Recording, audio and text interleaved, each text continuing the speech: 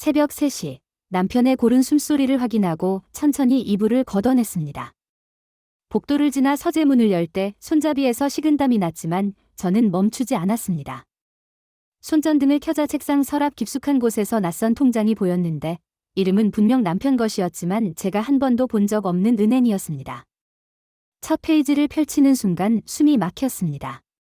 5천만 원이 들어왔다 나갔다를 반복하는 거래 내역이 빼곡했고 입금란에는 차용금이라는 메모가 적혀 있었습니다. 출금은 더 기묘했습니다. 매달 첫째 주 금요일마다 정확히 200만 원씩 1년 넘게 같은 패턴으로 빠져나가고 있었습니다. 심장이 터질 것 같았지만 저는 울지 않았고 대신 휴대폰을 꺼내 모든 페이지를 사진으로 찍었습니다. 흔들림 없이 날짜가 선명하게 보이도록 증거로 남길 수 있게 한 장 한 장 기록했습니다. 마지막 페이지까지 찍고 나서야 깨달았습니다. 이건 단순한 바람이 아니었습니다. 이건 돈의 흐름이었고 누군가와의 약속이었고 계획적인 배신이었습니다.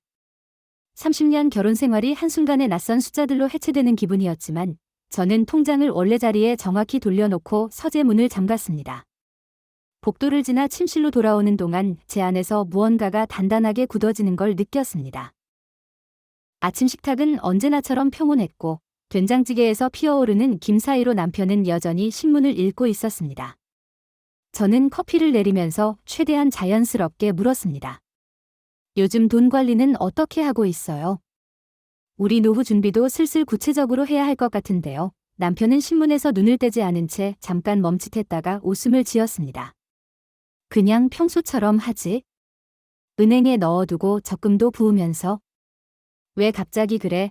목소리는 자연스러웠지만 신문을 쥔 손이 미세하게 떨리는 게 보였습니다. 신문 모서리가 구겨질 정도로 꽉 쥐고 있었고 시선은 여전히 활저위를 맴돌고 있었지만 아무것도 읽지 못하는 게 분명했습니다.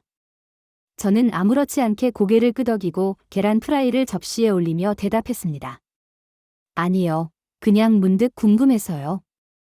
요즘 물가도 오르고 하니까 우리도 계획을 좀 세워야 할 것 같아서요. 남편은 휴대폰을 확인하더니 갑자기 자리에서 일어났습니다. 아, 맞다. 오늘 은행 업무 좀 봐야 하는 게 있어서요. 점심은 밖에서 먹을 테니까 신경 쓰지 마세요. 서둘러 나가는 뒷모습을 보면서 저는 확신했습니다. 제가 뭔가를 건드렸고 그는 지금 불안해하고 있다는 것을요. 그날 오후 저는 시청 민원실로 향했습니다. 가족관계증명서, 혼인관계증명서, 그리고 재산증명까지 발급받을 수 있는 모든 서류를 신청했습니다. 창구 직원이 서류 목록을 보며 물었습니다. 여러 가지를 한꺼번에 발급받으시네요. 무슨 일로 필요하신 거예요? 저는 최대한 밝게 웃으며 대답했습니다. 아, 집안 정리 좀 하려고요. 오래된 서류들도 정리하고 싶어서요. 집에 돌아와 발급받은 서류들을 거실 테이블에 펼쳐놓고 하나씩 확인하기 시작했습니다. 그리고 그곳에서 발견했습니다. 남편 명의로 된 부동산이 우리 집 외에 하나 더 있었습니다. 취득 시기는 결혼 후가 아니라 정확히 3년 전이었고 주소는 DC 해운대구였습니다. 우리 집에서 차로 4시간 거리, 제가 단 한 번도 가본 적 없는 곳이었습니다. 포털 사이트에 주소를 검색하니 3년 전에 완공된 신축 오피스텔이 나왔습니다. 분양가 3억, 현재 시세는 4억 2천만 원이었습니다. 화면을 보면서 손이 떨렸지만 저는 모든 정보를 노트에 꼼꼼히 적었습니다. 주소, 평수, 취득 시기, 현재 시세까지 빠짐없이 기록했습니다. 그날 밤부터 저는 남편의 카드 명세서를 1년치 전부 다시 들여다보기 시작했습니다. 처음에는 평범해 보였지만 특정 지역만 필터링하자 패턴이 선명하게 드러났습니다. DC 주유소, DC 대형마트, DC 약국, DC 베이커리까지 반복되는 거래 내역들이 있었습니다. 더 놀라운 건 그 날짜들이었습니다. 매달 둘째 주 목요일과 넷째 주 목요일, 정확히 그 이틀만 DC에서 카드를 사용했습니다. 새벽까지 달력을 꺼내 지난 1년치 기록을 전부 체크했고 그 패턴은 단 한 번도 어긋나지 않았습니다. 규칙적이고 계획적이었으며 누가 봐도 일상적인 생활을 하고 있다는 증거였습니다. 그 집에 누가 살고 있는지, 아니 누구를 위해 그 집이 존재하는지 알아야 했습니다. 다음 날 아침 남편이 출근하고 나서 즉시 부동산 중개업소에 전화를 걸었습니다. 해운대구 오피스텔 쪽 월세 시세 좀 알아보려고 하는데요. 상담사는 친절하게 답했습니다. 그쪽 단지는 대부분 실거주세요. 투자 목적보다는 살림집으로 쓰는 경우가 많아서 월세 매물은 거의 없어요. 실거주. 그 단어가 제 머릿속에 모처럼 박혔습니다. 다음 주 목요일 아침, 남편은 대학 동기를 만난다며 일찍 집을 나섰습니다. 저는 남편 차가 주차장을 빠져나가는 걸 확인하고 30분 뒤 조용히 현관문을 잠갔습니다. 고속버스 터미널까지 택시를 타고 가면서 손에 쥔 메모지를 몇 번이고 확인했습니다. 오피스텔 주소, 동호수, 그리고 오늘 해야 할 일들의 목록이 적혀 있었습니다. DC행 고속버스는 2시간 반이 걸렸고 저는 창밖 풍경을 보면서 계속 머릿속으로 시뮬레이션을 돌렸습니다. 해운대역에 도착해서 택시를 타고 오피스텔 주소를 불렀습니다. 기사님이 백미러로 저를 보며 물었습니다. 여기 처음 오세요? 관광이세요? 저는 최대한 자연스럽게 웃으며 대답했습니다. 아니요. 지인 만나러 왔어요. 오피스텔 건물 앞에 내렸을 때 시계를 보니 오후 1시였습니다. 로비에 들어가 구석 벤치에 앉아 테이크아웃 커피를 마시며 주변을 관찰했습니다.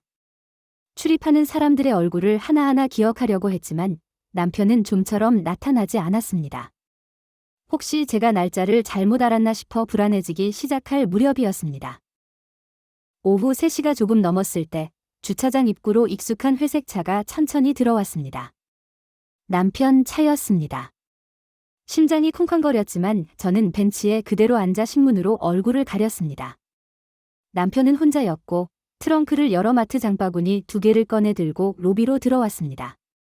저는 숨을 최대한 죽이고 신문 너머로 남편의 움직임을 지켜봤습니다. 남편은 엘리베이터를 탔고 층수 표시등이 올라가는 걸 눈으로 쫓았습니다. 12층에서 멈췄습니다. 5분 정도 지났을까요? 엘리베이터가 다시 1층으로 내려왔습니다. 남편은 빈손으로 나와 주차장으로 향했고 곧 차가 건물을 빠져나가는 게 보였습니다. 남편 차가 완전히 사라진 걸 확인하고 나서야 저는 벤치에서 일어나 경비실로 향했습니다.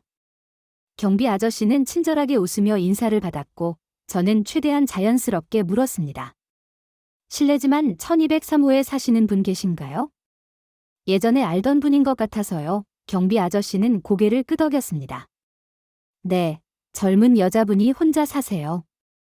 아주 조용하고 친절하신 분이에요. 작년부터 계셨던 것 같은데요. 그 말을 듣는 순간 심장이 내려앉는 느낌이었지만 저는 웃으며 고개를 숙였습니다. 아, 그렇군요. 제가 찾는 분이 아닌 것 같네요. 감사합니다. 집으로 돌아오는 고속버스 안에서 눈물이 났지만 저는 소리 내지 않았습니다. 옆자리에 승객이 있었고 눈치채면 안 된다는 생각뿐이었습니다. 창문에 이마를 대고 눈을 감았지만 눈물은 계속 흘렀습니다. 하지만 머릿속은 이미 계산을 시작하고 있었습니다. 오피스텔 시세 4억 2천, 매달 관리비, 생활비, 그리고 두 번째 통장에서 빠져나가던 200만 원까지 모든 게 하나의 그림으로 연결됐습니다. 남편은 한 사람을 위해 집을 사줬고 매달 생활비를 보내고 있었으며 규칙적으로 그곳을 방문하고 있었습니다. 30년 결혼 생활 동안 저희가 함께 모은 돈으로 제가 전혀 모르는 사람의 삶을 지원하고 있었던 것입니다. 버스가 서울에 도착했을 때 저는 이미 눈물을 멈춘 상태였습니다. 대신 휴대폰을 꺼내 오늘 찍은 사진들을 하나씩 확인했습니다. 건물 외관, 주차장의 남편 차, 경비실 앞에서 찍은 건물 안내판까지 모든 게 증거였습니다. 집에 도착해서 가장 먼저 한 일은 노트북을 켜고 새 폴더를 만드는 것이었습니다. 폴더 이름은 증거였고 그 안에 오늘의 모든 기록을 정리해서 저장했습니다. 그날 밤 늦게 딸 수진에게 전화를 걸었습니다. 통화 버튼을 누르는 손가락이 떨렸지만 목소리는 최대한 침착하게 유지했습니다. 수진아, 엄마야. 지금 통화 가능해. 수진의 목소리에서 즉시 걱정이 묻어났습니다. 엄마, 목소리 왜 그래요? 무슨 일 있어요? 저는 잠깐 침묵하다가 천천히 입을 열었습니다. 엄마가 너 만나야 할 것 같아. 전화로 할 얘기가 아닌 것 같아서 다음날 수진이 집에 왔고 저는 거실 테이블 위에 그동안 모은 모든 자료를 펼쳐놓았습니다. 두 번째 통장 사진, 카드 사용 내역 정리본, 오피스텔 등기부 등본, 그리고 어제 DC에서 찍은 사진들까지 전부였습니다. 수지는 말없이 하나씩 천천히 넘겨보더니 얼굴이 점점 굳어졌습니다. 한참 후에야 입을 열었는데 목소리가 떨렸습니다. 엄마, 이게... 아빠가 정말... 저는 고개를 끄덕였습니다. 그래. 그리고 우리 이제 변호사를 만나야 해. 수진의 눈에 눈물이 고였지만 금방 화로 바뀌었습니다. 당장 아빠한테 따져야죠. 하지만 저는 딸의 손을 잡고 진정시켰습니다. 아니야. 지금 따지면 우리가 손해야? 준비를 더 해야 해. 그 주말 내내 수진과 저는 숫자를 확인하고 또 확인했습니다.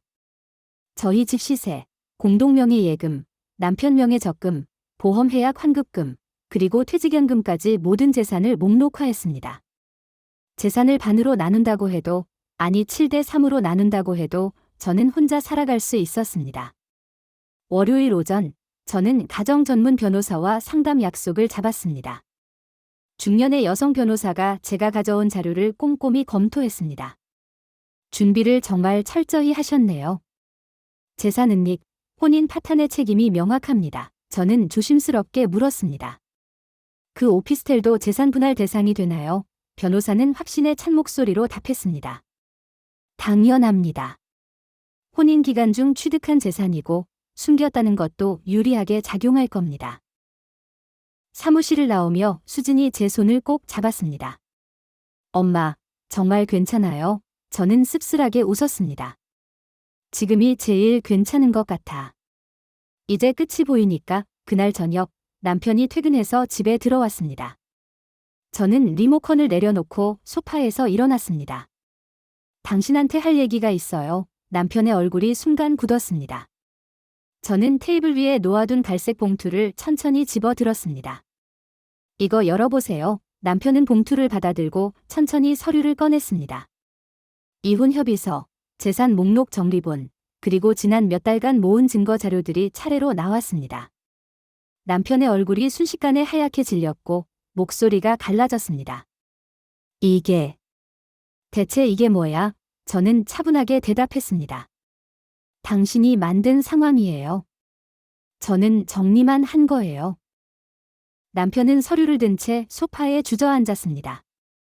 한참을 말없이 종이를 들여다보더니 고개를 들어 저를 봤습니다. 언제부터 알았어? 저는 팔짱을 끼고 서서 대답했습니다. 새벽에 당신 서재 서랍을 열었을 때부터요. 두 번째 통장을 본 순간부터요. 남편의 얼굴에서 핏기가 완전히 사라졌습니다.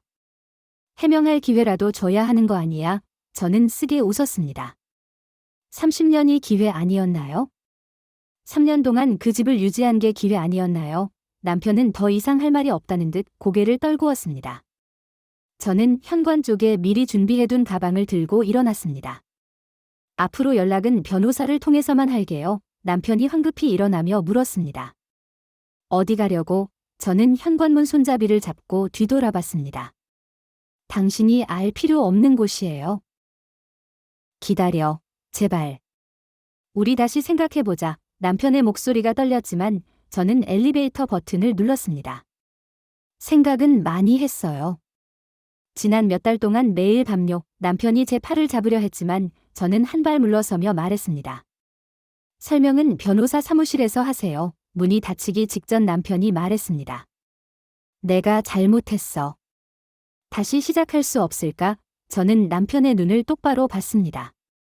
그 눈에는 후회가 아니라 들킨 것에 대한 당황만 가득했습니다. 미안하다는 말은 1203호에 사는 그 사람한테 하세요. 엘리베이터 문이 완전히 닫혔고 택시를 타고 딸의 집으로 향하면서 처음으로 숨을 제대로 쉴 수 있는 기분이었습니다. 30년 만에 처음 느끼는 자유로움이었습니다. 지금 이 글을 읽고 계시는 여러분, 혹시 새벽에 잠 못 이루고 남편 휴대폰을 보고 계신다면 그 직감을 절대 무시하지 마세요. 감정적으로 따지기 전에 증거부터 모으세요. 통장, 카드 내역, 문자 메시지, 사진까지 모든 걸 기록으로 남기고 울기 전에 재산을 계산하세요.